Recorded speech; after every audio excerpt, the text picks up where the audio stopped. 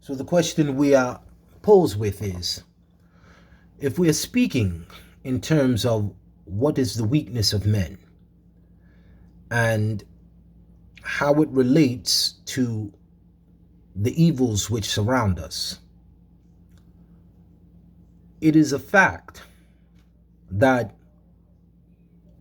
you can build a Satanist or a wicked intention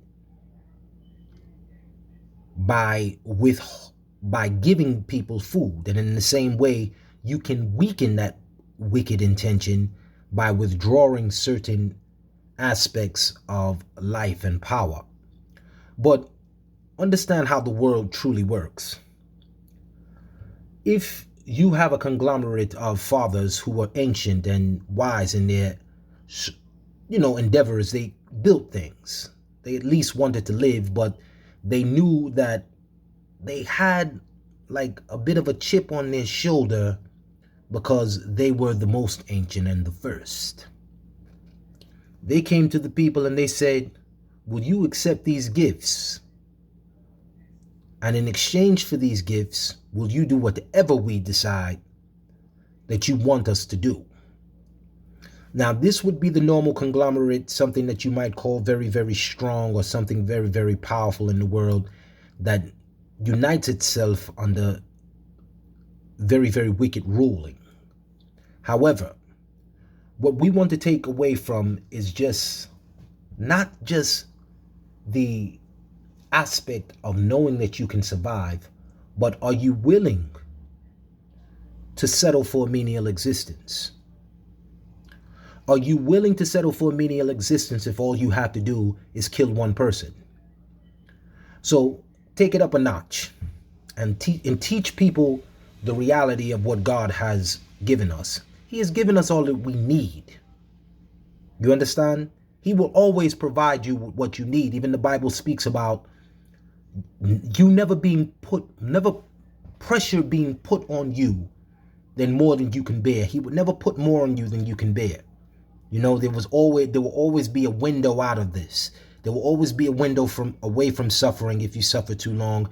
There will always be some rejuvenation of godliness that brings you away from temptation.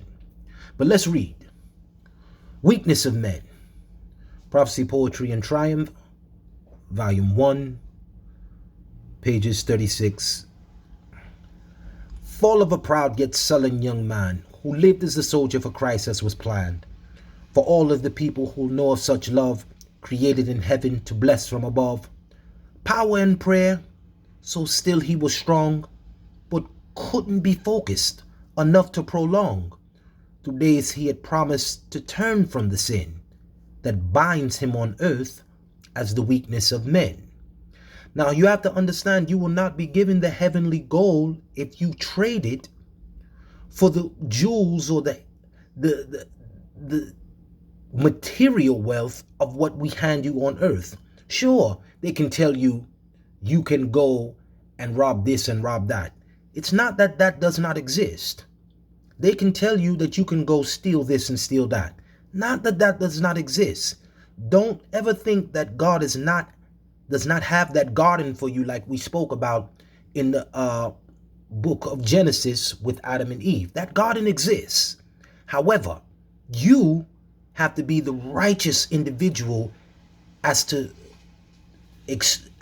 how you go about proving you deserve a high place in the garden, not just amongst the shrubs. A man can come to you and say, I will give you a place in the garden that is greater, but you have to understand that it will come at a price. And if that price does not fit the righteous law, and if it's not in accordance with the 10 Commandments, then you reject that price. This is no longer just survival. This is about principalities of spiritual, and I don't want to say war, but spiritual choice. One's choice in their mind and their spirit to choose right over wrong, to choose good over evil. And we say again, weakness of men. Fall of a proud yet sullen young man who lived as a soldier for Christ as was planned. For all of the people who know such of love, created in heaven to bless from above. Power and prayer, so still he was strong, but couldn't be focused enough to prolong. Through days he had promised to turn from the sin that binds him on earth as the weakness of men.